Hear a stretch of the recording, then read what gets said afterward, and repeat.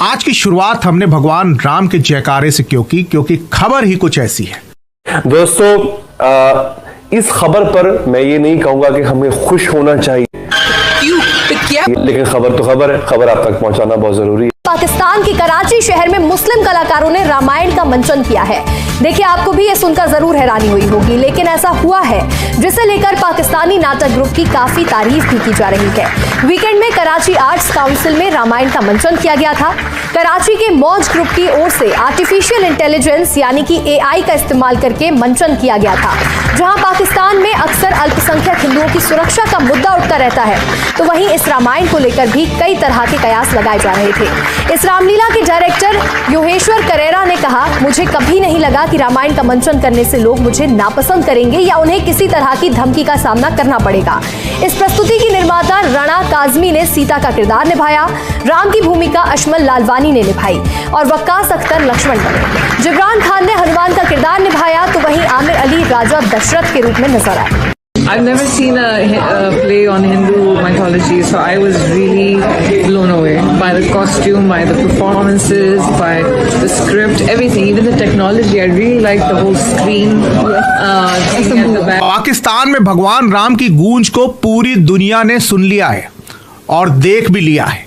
पाकिस्तान के कराची में जय श्री राम गूंजा तो हर किसी का ध्यान खींच लिया। हिंदूज के बारे में आप एक अच्छी और एक बुरी बात बता दो। हिंदुओं की बुरी बात यह है कि वो गोश्त नहीं खाते और अच्छी बात उनकी ये है कि उनका अपने भगवान पे बहुत अच्छा पक्का कीदा, और ये मुझे लगता है एक बहुत जबरदस्त बात है। इन द स्टोरी तो एक बिल्कुल अलग एस्पेक्ट है, लेकिन जो लक्ष्मण वो बात कहता है, मेरे ख्याल में वो बात काफी नजरअंदाज की जाती है। एक्टर्स को एक जिंदगी में बहुत सारी जिंदगियां जीने का मौका मिल जाता है और इसलिए हम अपने आप को खुशकिस्मत समझते हैं कि हम इस पेशे से वापस नहीं चलेगा। एक चीज याद रखिए, आप कभी अपने बुजुर्ग नहीं बदल सकते, आप अपने कभी पुरखे नहीं बदल सकते। आप अगर मुसलमान हैं, आपकी हो सकता है कि आपकी 10 पीढ़ियां 15 पीढ़ियां मुसलमान हुई हों, लेकिन 15 पीढ़ी के पहले जो थे वो हिंदू। आश्चर्य की बात यह है कि पाकिस्तान में पूरी रामायण का मंचन हुआ, हर तरफ भगवान राम के जयकारे लगे, लेकिन कोई भी विरोध नहीं कर पाया।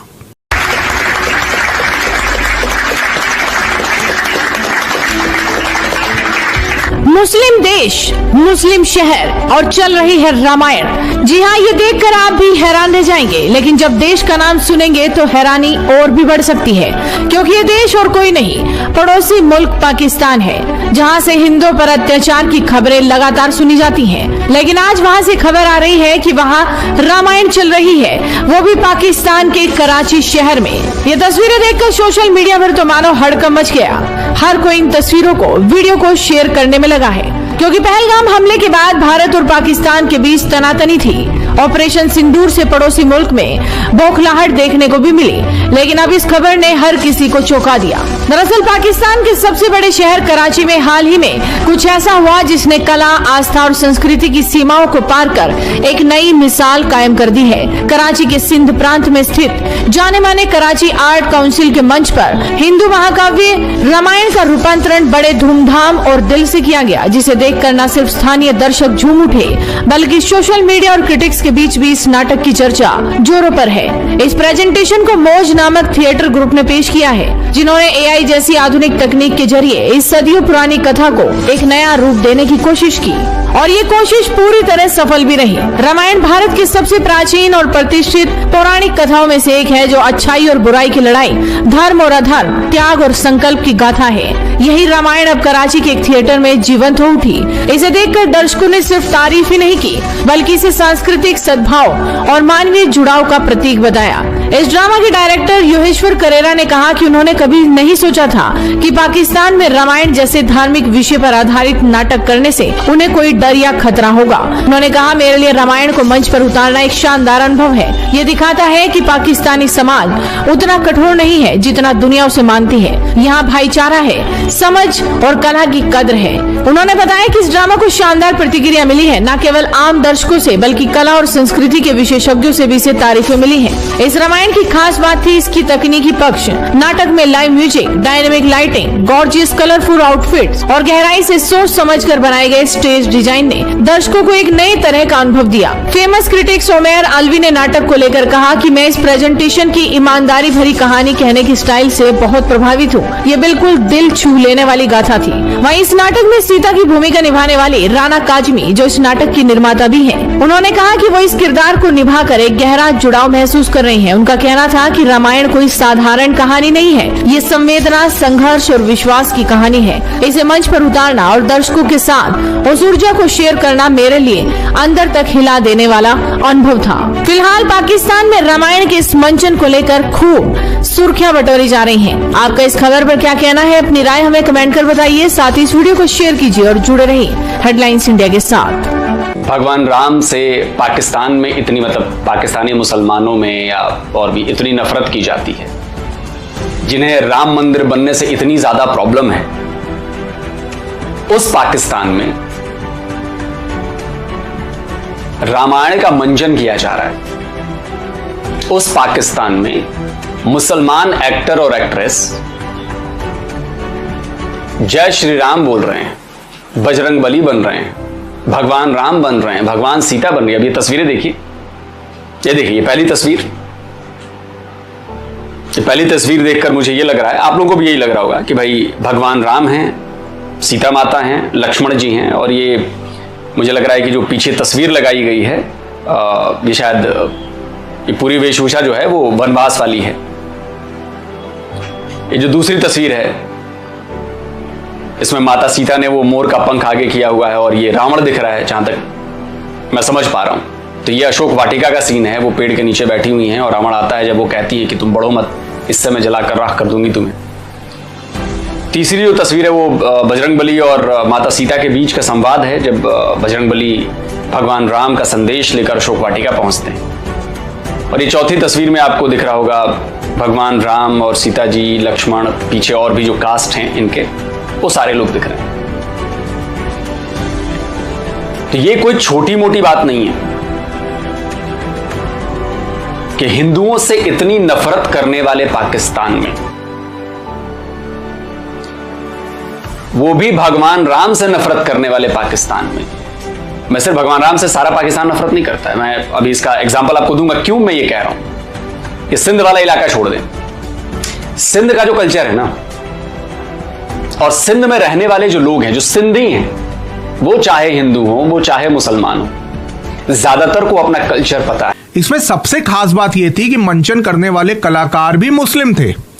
नाटक में राणा काजमी ने सीता का किरदार निभाया, राम की भूमिका अशमल लालवानी ने निभाई है और रावण के रूप में समहान गाजी नजर आ रहे हैं। अन्य प्रमुख किरदारों में आमिर अली राजा दशरथ बने, वकास अख्तर जो है लक्ष्मण बने, जिब्रान खान भगवान हनुमान बने, सना तोहा रानी कैकई का रोल निभा रही है।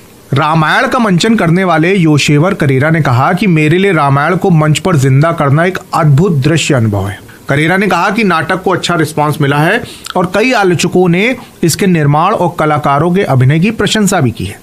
उन्होंने कहा कि उन्हें कभी ये डर नहीं लगा कि रामायण जैसे हिंदू धार्मिक ग्रंथ पर आधारित नाटक करने पर लोग उन्हें बुरा कहेंगे या किसी तरह की धमकी देंगे। कला और फिल्म समीक्षक ओमेर अल्वी ने कहा है कि वो कहानी कहने की ईमानदारी से प्रभावित हुए और शो में लाइट, संगीत, रंग और भावपूर्ण डिजाइन ने शो में चार चांद लगा दिया। मित्रों, भारत के इतिहास में रामायण का क्या महत्व है, रामायण काल का क्या महत्व है और राजा रामचंद्र जी का क्या महत्व है, इससे आप सभी अवगत हैं और पूरी दुनिया भी इससे बड़ी महत्व परिचित है कि रामायण भारतीय जीवन में भारत के लोगों के लिए कितना विशेष महत्व लगता है। इस घटना से जुड़े हर एक चरित्र, जो वो ऐतिहासिक चरित्र थे जिन्होंने हमारे राजनीतिक, आर्थिक, सामाजिक और हमारे नैतिक जीवन को गढ़ने का कार्य किया और जिनका हम आज भी अनुपालन करते हैं, जिन आदर्शों पर हम आज भी चलते हैं, वह उनमें से अधिकतर रामायण से ही निकले हैं। चाहे वो राम जी हों, चाहे वह माता सीता हो, चाहे वह राम भक्त हनुमान हो और चाहे वह लंकाधीश हो।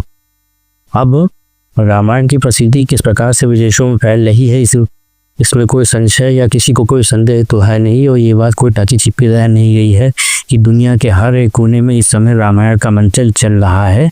अनेक और यही नहीं, कई देशों की अपनी सांस्कृतिक रूप से मॉडिफाई की गई कुछ रामायण है, यानी कि उनके अपने सांस्कृतिक परिधानों में कई जगह रामायण का मेंशन किया जाता है। यह लोकली अडॉप्टेड है। अब पाकिस्तान में वर्षों के बाद, जब से पाकिस्तान बना है, तब से पहली बार रामायण का मंचन हुआ थिएटर में। यह काम वहाँ के कुछ थिएटर आर्टिस्ट ने किया जो कि लोकल थिएटर व ड्रामा ग्रुप में काम करते हैं। और यह मंचन लाहौर के एक प्रसिद्ध थिएटर में किया गया।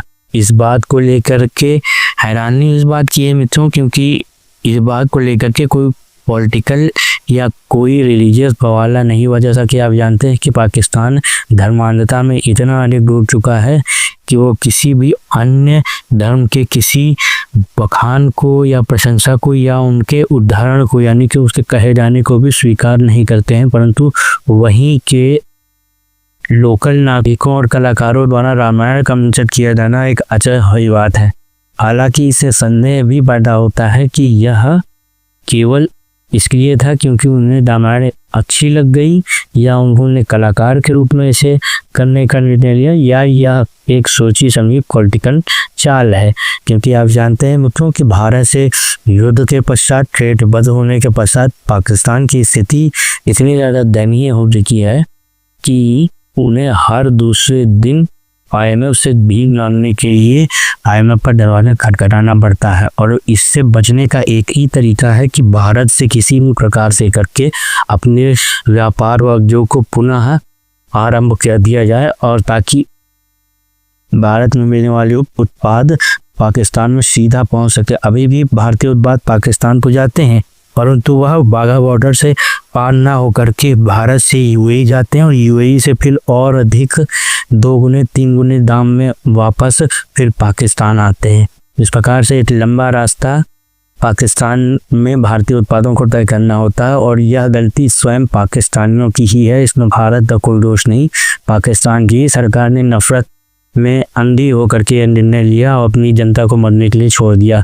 उस प्रकार से यह भी हो सकता है कि इस पूरे रामायण मंचन का कोई पॉलिटिकल उद्देश्य भी हो, ताकि भारत के लोग, बोले वाले लोगों को, भारत की सरकार को बरगलाया जा सके और एक बार फिर से किसी प्रकार की कंसेशन लिए जा सके। हालांकि कुछ भी हो, पाकिस्तान जैसे कट्टरपंथी राष्ट्र में रामायण का मंचन होना, होते देखना, और वहाँ पर माता सीता, राजा रामचंद्र जी के चरित्रों को लोगों को द्वारा अपनाया जाता देखना ही एक सुखद अनुभव हो। ये प्रकार से भारत की सांस्कृतिक जीत है, और ये पाकिस्तानियों की सांस्कृतिक जीत है, क्योंकि वास्तव में वह भी है तो किसी समय के हिंदू ही जो भाई से कन्वर्ट हो गए हैं।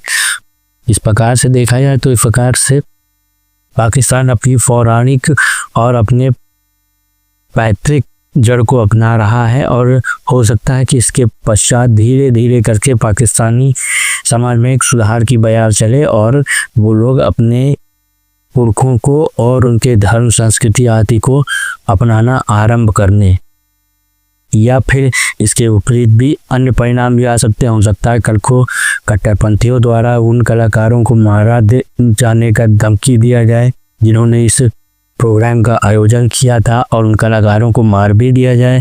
तो हालांकि इस शो के डायरेक्टर का कहना चाहा कि उनको किसी भी प्रकार की कोई धमकी या कोई ऐसा भेंट मैसेज नहीं मिला है जो लोग कह रहे हैं कि उन्हें मिलना चाहिए था। हालांकि उन्हें कुछ भय जरूर था, लेकिन किसी ने भी इसका कोई विरोध नहीं किया, और ना ही इसका कोई पॉलिटिकल पार्टी विरोध की, ना ही किसी रिलीजियस पार्टी ने विरोध किया, ना ही किसी विशेष व्यक्ति आदि ने इसका किसी प्रकार से विरोध किया। और जब रामायण का मंचन चल रहा था तो थिएटर पूरी तरीके से भरा था और लोगों ने इसका खूब आनंद लिया। साथ ही कलाकारों ने यह भी बताया कि इस प्रकार से पौराणिक कार्यक्रम उन्होंने पहली बार किया है और इसे करने में उन्हें काफ़ी आनंद आया। साथ ही साथ इसमें AI का सहारा भी लिया गया था स्टेज के बैकग्राउंड को तैयार करने के लिए, जो कि स्पष्ट रूप से वीडियो में देखा भी जा सकता है। और साथ ही साथ इसको तैयार करते समय उन्हें भारतीय इतिहास और या कहें कि उनके पुरखों के इतिहास के विषय में बहुत अधिक नई जानकारियां प्राप्त हुई। आपको यह वीडियो कैसा लगा तो हमें अवश्य बताएं। साथ ही कमेंट सेक्शन में अपने बहुमूल्य राय अवश्य दें। वीडियो को लाइक करें और शेयर करें तथा हमारे चैनल को सब्सक्राइब करना ना भूलें। बहुत बहुत धन्यवाद।